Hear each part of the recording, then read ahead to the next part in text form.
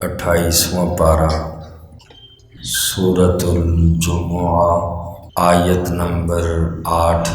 اعوذ باللہ من الشیطان الرجیم،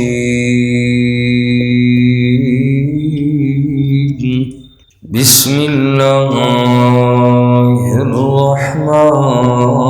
الرحیم۔ قل ان الموت الذی تفرون منہ، قل آپ فرما دیجئے ان الموت بے شک موت، الذی تفرون منہ جو بھاگتے ہو تم اس موت سے، فَإِنَّهُ پس بے شک وہ، ملاقیکم ملاقات کرنے والی ہے تم سے، ثم تردون پھر لوٹائے جاؤ گے تم، الی عالم الغیب والشہادہ غیب اور ظاہر کے جاننے والے رب کی طرف، فَيُنَبِّئُكُمْ پس وہ خبر دے گا تمہیں،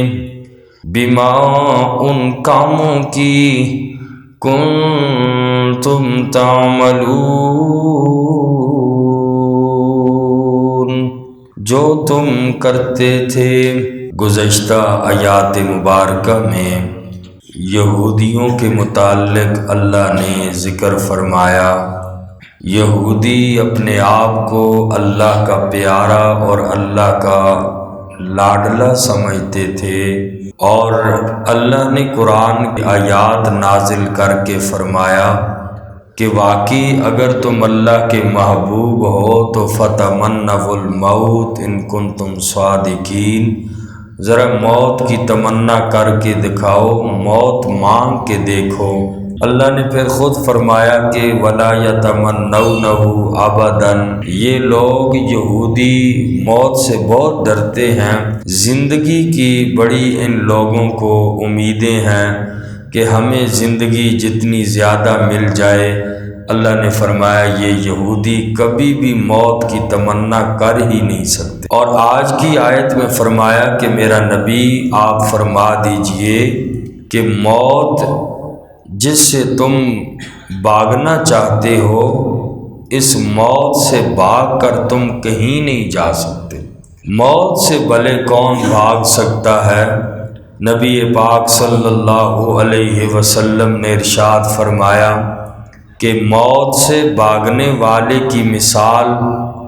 اس لومڑی کی ہے کہ جس نے زمین کا قرض دینا تھا، جب زمین نے اس لومڑی سے قرضہ مانگا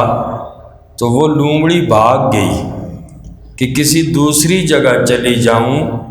کہ جہاں زمین قرضہ نہ مانگ سکے، مگر وہ لومڑی جہاں بھی جاتی زمین پر ہی ہوتی اور زمین اس لومڑی سے قرضہ مانگتی۔ لومڑی بھاگتے بھاگتے تھک ہار کر مر گئی، مگر زمین سے باہر نہ نکل سکی۔ تو آقا علیہ السلام نے بھی فرمایا کہ موت سے بھاگنے والے کی مثال بھی اس لومڑی کی طرح ہے۔ موت سے کوئی بچ نہیں سکتا، اگرچہ یہودی جتنے بھی ایڑی چوٹی کا زور لگائیں، مختلف تجربات بھی کریں کہ زندگی کس سے زیادہ ہوتی ہے، ایسا نہیں ہو سکتا۔ تو ان آیات میں اللہ پاک نے ان یہودیوں ہی کے جو انہیں زندگی سے پیار ہے اس چیز کو بیان فرمایا۔ قُلْ إِنَّ الْمَوْتَ الَّذِي تَفِرُّونَ مِنْهُ، آپ فرما دیجئے کہ بے شک موت جو بھاگتے ہو تم مجھ سے، فَإِنَّهُ مُلَاقِيكُمْ پس بے شک وہ ملاقات کرنے والی ہے تم سے، ثُمَّ تُرَدُّونَ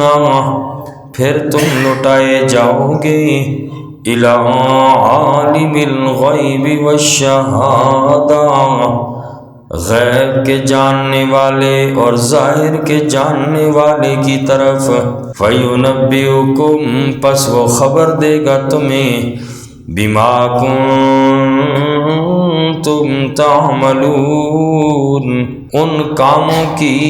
جو تم کرتے تھے۔ یا ایھا الذین آمنوا اے ایمان والو، اذا نودی جب پکارا جائے، للصلاۃ نماز کے لیے، من یوم الجمعہ جمعے کے دن، فاسعوا پس چل پڑو، الی ذکر اللہ کی یاد کی طرف، وَذَرُوا الْبَيْعَ اور چھوڑ دو خرید و فروخت کو، ذَلِكُمْ یہ تمہارے لیے، خیر لکم بہت ہی بہتر ہے تمہارے لیے، ان کنتم تعلمون اگر تم جانتے۔ اس آیت مبارکہ میں اس سے پہلے تو چونکہ یہودیوں کی مذمت تھی اور یہودیوں میں بہت ساری خرابیاں پائی جاتی تھیں، ان میں سے ایک خرابی یہ تھی کہ اللہ پاک نے ان لوگوں کے لیے ہفتے کے دن کی تعظیم کا حکم دیا تھا کہ تم نے ہفتے کے دن کی تعظیم کرنی ہے، اور وہ دن عبادت کے لیے ہی خاص تھا، یعنی 24 گھنٹے یہودی عبادت کے سوا کچھ نہیں کر سکتے، ان کے لیے حکم یہ تھا، مگر ان لوگوں نے پابندی نہ کی، اور جس کی وجہ سے اللہ نے ان کو بندر اور خنزیر بنا دیا، ان کے نوجوان بندر بن گئے اور بوڑھے خنزیر بنا دیے گئے، ایک دن کی تعظیم نہ کرنے کی وجہ سے۔ تو ان آیات میں اللہ نے ایمان والوں کو حکم دیا، یا ایھا الذین آمنوا اذا نودی للصلاۃ من یوم الجمعہ، کہ ایمان والو تمہیں ہم نے جمعے کا دن دیا تعظیم کے لیے، یہ اللہ کا حکم ہے، اور یہود کے لیے تو پورا دن تھا کہ عبادت ہی کریں گے، ہفتے کا دن ہے تو پورا دن عبادت ہے تمہارے لیے، لیکن مسلمانوں کے لیے مخصوص وقت ہے، پورا دن بھی نہیں ہے لیکن پھر بھی سستی ہے۔ اذان جمعہ سے لے کر امام کے سلام پھیرنے تک یہ جمعے کی تعظیم کا وقت ہے، اور جبکہ یہود کے لیے پورا جو تھا وہ پورا دن تھا۔ حکم دیا کہ جب اذان دی جائے تو مسجد کی طرف چل پڑو، اور اس سے مراد دوسری اذان ہے، یہ جو فرمایا فَاسْعَوْا إِلَىٰ ذِكْرِ اللَّهِ، اللہ کی یاد کی طرف دوڑ پڑو، یعنی نماز کی طرف چل پڑو، اور اس سے مراد دوسری اذان ہے، اس لیے کہ حضور علیہ السلام کے زمانے میں اور سیدنا حضرت ابو بکر صدیق اور سیدنا حضرت عمر فاروق رضی اللہ تعالی عنہ کے زمانے میں یہی ایک ہی اذان ہوا کرتی تھی۔ یہ جو آج ہمارے ہاں دوسری اذان ہوتی ہے، ان زمانوں کے اندر 3 زمانوں میں یہی دوسری اذان تھی، اور پھر جب آبادی بڑھ گئی تو حضرت سیدنا عثمان غنی رضی اللہ تعالی عنہ نے پہلی اذان کا حکم دیا، اس وقت سے لے کر آج تک یہی معمول 2 اذانوں کا چلا آ رہا، اور حضرت سیدنا عثمان غنی رضی اللہ تعالی عنہ کے دور خلافت کے اندر مہاجرین اور انصار صحابہ کرام کثرت کے ساتھ موجود تھے، کسی نے بھی مخالفت نہیں کی کہ یہ کیا نیا کام شروع کر دیا، یہ اذان تمام صحابہ کرام کے اتفاق سے شروع ہوئی۔ حضرت عثمان غنی رضی اللہ تعالی عنہ چونکہ خلیفہ راشد ہیں، اور ان کا عمل بھی سنت ہے۔ حضور علیہ الصلوۃ والسلام نے خود ارشاد فرمایا علیکم بسنتی وسنت الخلفاء الراشدین المہدیین۔ آقا نے فرمایا تم پر لازم ہے کہ میری سنت کو لازم پکڑو، اور وسنت الخلفاء الراشدین المہدیین، اور میرے جو خلفاء راشدین ہیں ان کی سنت کو لازم پکڑو۔ اور آپ کو معلوم ہے کہ امام الانبیاء صلی اللہ علیہ وسلم کے جو خلفاء ہیں وہ 4 خلیفہ تھے، حضرت سیدنا ابو بکر صدیق، حضرت عمر، حضرت سیدنا عثمان اور حضرت سیدنا علی المرتضیٰ رضی اللہ تعالی عنہم۔ یہ 4 خلیفہ، تو ان کے زمانے میں بھی اگر کسی کام پہ اجماع ہو گیا، ان خلفاء راشدین نے کسی کام کا حکم دے دیا، تو یہ بھی اس حدیث پاک کی وجہ سے سنت میں شامل ہو جاتا ہے، علیکم بسنتی وسنت الخلفاء الراشدین المہدیین۔ تو بہرحال اس آیت مبارکہ میں جمعے کی تعظیم کا حکم دیا، اور جمعے کی فضیلت بہت زیادہ ہے۔ آقا علیہ الصلوۃ والسلام نے جمعے کے دن کو سید الایام فرمایا، سارے دنوں کا سردار جمعے کا دن ہے۔ اور حضرت ابو لبابہ رضی اللہ تعالی عنہ سے روایت ہے، وہ فرماتے ہیں کہ رسول اللہ صلی اللہ علیہ وسلم نے ارشاد فرمایا کہ جمعے کا دن اللہ کے نزدیک تمام دنوں کا سردار ہے، اور تمام دنوں میں سب سے عظمت والا دن ہے۔ جمعے کے دن کی عظمت عیدین کے دنوں سے بھی زیادہ ہے۔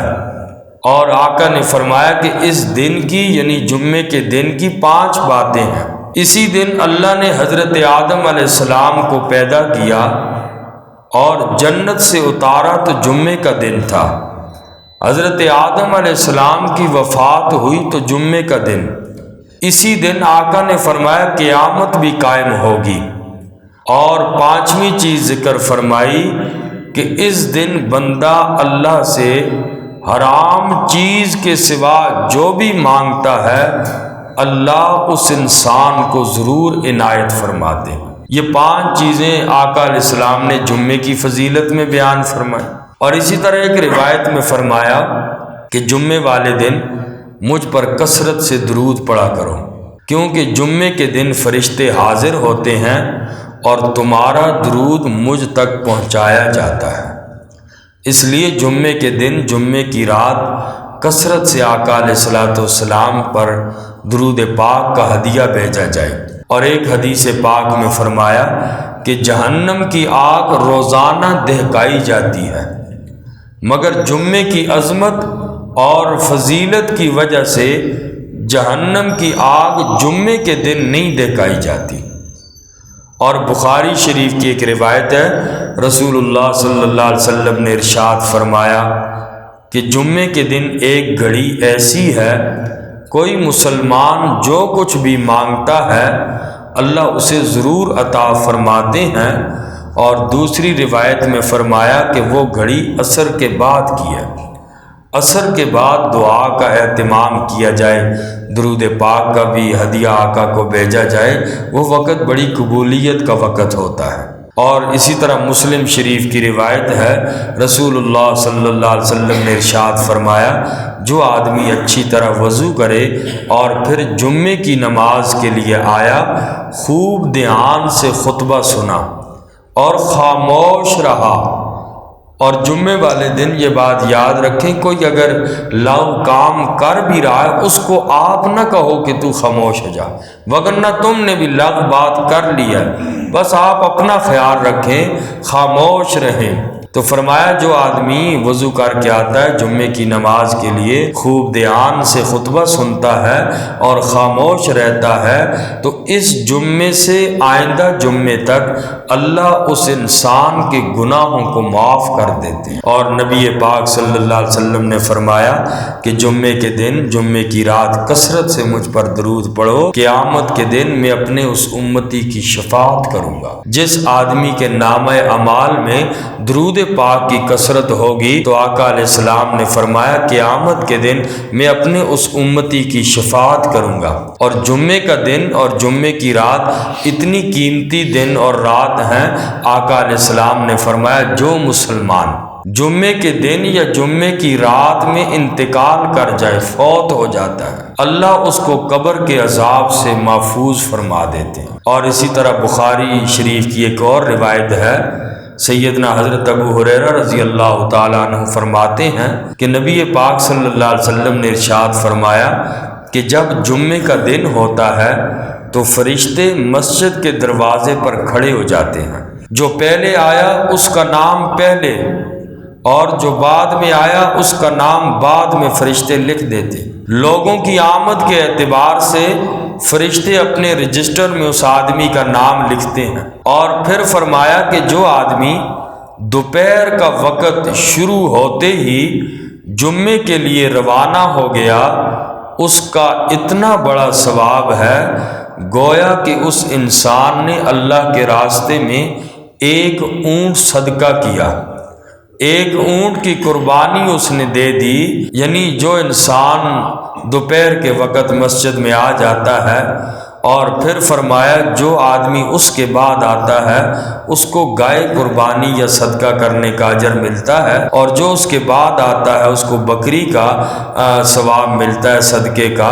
اور جو اس کے بعد آتا ہے اس کو مرغی صدقہ کرنے کا اجر ملتا ہے، اور جو اس کے بعد آتا ہے اس کو انڈا صدقہ کرنے کے برابر ثواب ملتا ہے۔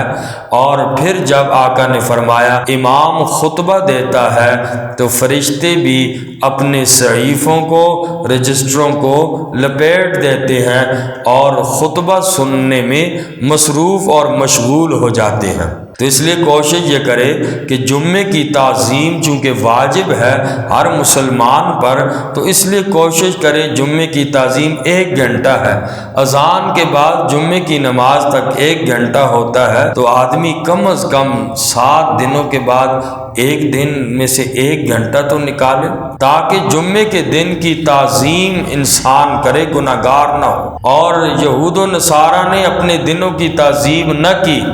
اللہ نے ان کو کیسے انجام سے دوچار کیا۔ اس لیے یہ تو آقا علیہ السلام کی دعائیں ہیں، اللہ میری امت کی شکلوں کو مسخ نہ کرنا،